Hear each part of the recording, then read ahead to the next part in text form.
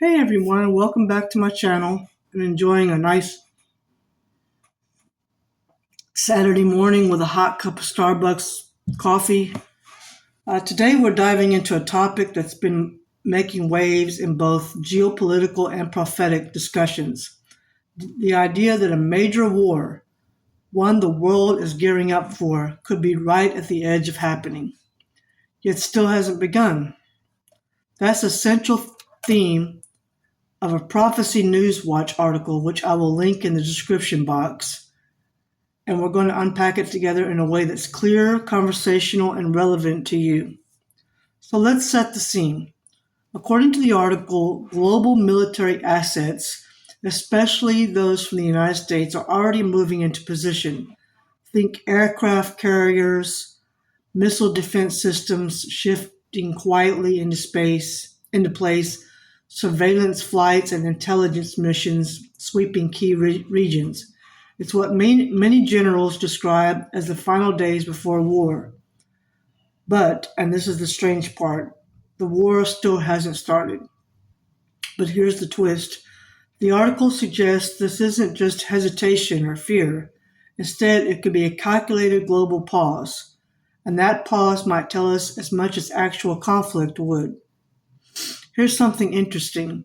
Countries that historically would have pushed for confrontation, including some in the Gulf region, are now urging restraint.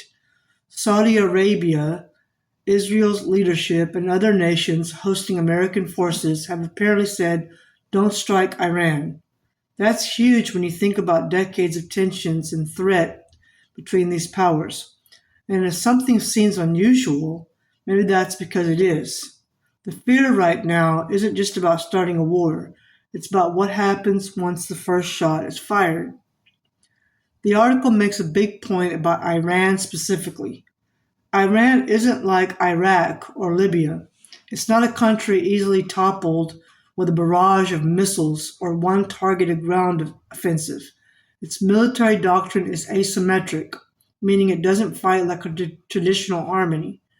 And if Tehran feels it's facing existential destruction, all restraint could instantly disappear. Imagine missiles flying toward Israel. Think sleeper proxy cells activating globally. Consider terror operations that are hard to attribute, hard to stop, and incredibly destabilizing.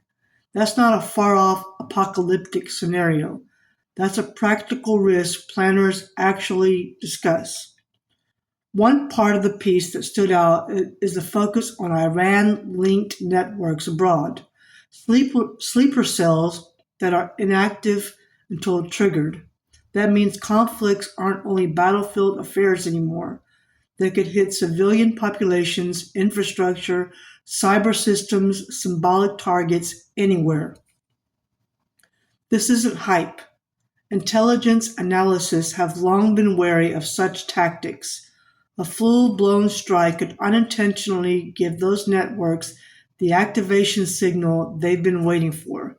Domestically, the article highlights something we can all relate to: war fatigue.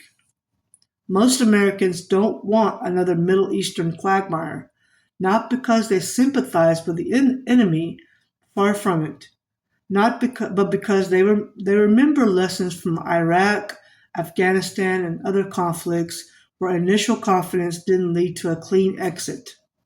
People are cautious. They're tired of open ended wars that cost lives, treasure, and global reputation. And that public mood appears to be influencing political decision making, even if few leaders admit it publicly. Here's where things get really deep.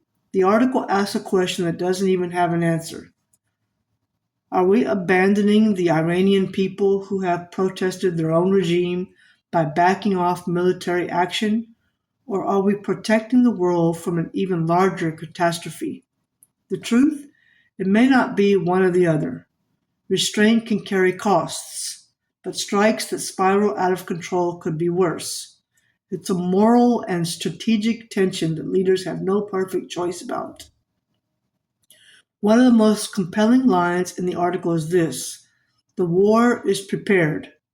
The intelligence is gathered, and for now, the most powerful weapon may be the one that hasn't been used. So what does that mean? It means the world might already be in a conflict state, even if no bombs have been dropped yet.